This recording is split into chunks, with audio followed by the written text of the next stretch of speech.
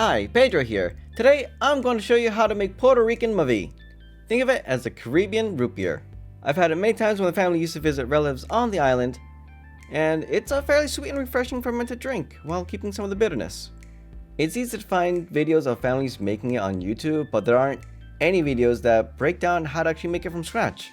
You'll often see reviews on Amazon for Mavi products like syrups and bottled drinks state that they're nothing like what's in Puerto Rico. So, here's a little bit of my heritage for you to try out. Recipe time. My family doesn't have a specific recipe. Instead, I've sourced what other Puerto Rican families do, find the commonalities, and experimented on the proportions to get the most accurate, authentic flavor. 2 to 2.5 handfuls of rinsed Mavi bark, 4 liters of water, 4.5 cups of white sugar, 4.5 cups of dark brown sugar, half an inch of skinned ginger, 6 small bay leaves, 1/4 to 1/2 teaspoon of powdered star anise to your taste, half packet of Mangrove Jack's MA33 yeast, 1 Campden Tablet for stabilization, and 4 teaspoons of potassium sorbate for preservation. Most traditionally, only the bark and the sugar are needed, but the other ingredients are used to balance the flavor and bitterness. No recipe uses silent cinnamon or cloves. Cinnamon overpowers the bark and cloves enhance star anise, giving it a slight licorice finish. That isn't Mavi. Time to make it. Rinse the bark. Peel the ginger. Bring the water to a boil in a large pot. 2 cups of white sugar, 2 cups of dark brown sugar, 1/2 teaspoon star anise, 6 bay leaves. Don't forget to like and subscribe if you haven't already.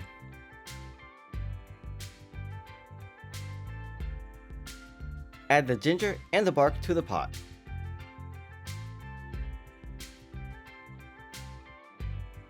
Boil the mix for 10 minutes and stir every so often.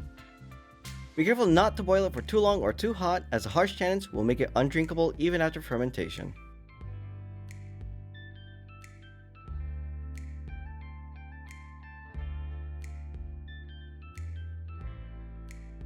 Take the pot off the heat and remove all the solids.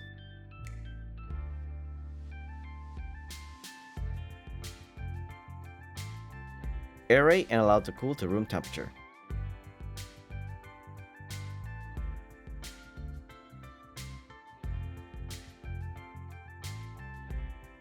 Transfer the liquid from the pot into your fermentation vessel, then pitch the goods with the yeast and seal with an airlock.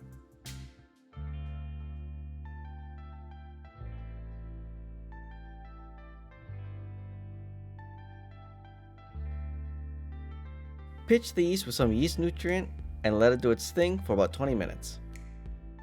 If you have a mother batch with some good yeast, then use about 2 teaspoons with some yeast nutrient, which is what I'll be doing.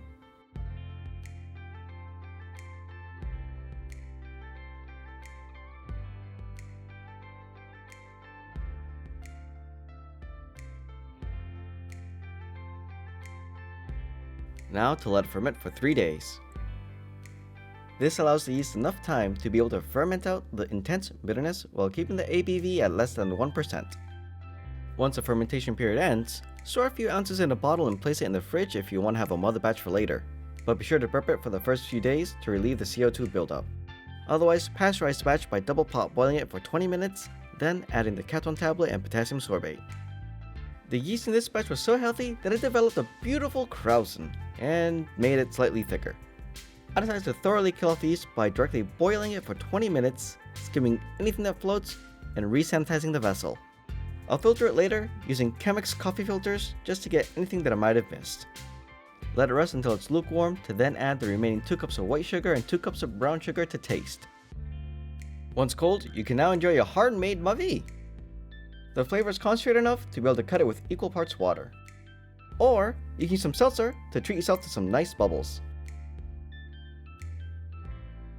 This particular batch tastes pretty good already. It develops some coconut esters from boiling it earlier, and I don't want to ruin the profile by adding additional dark brown sugar. And I'll add about 2/3 cup of white sugar only. Future Pedro here.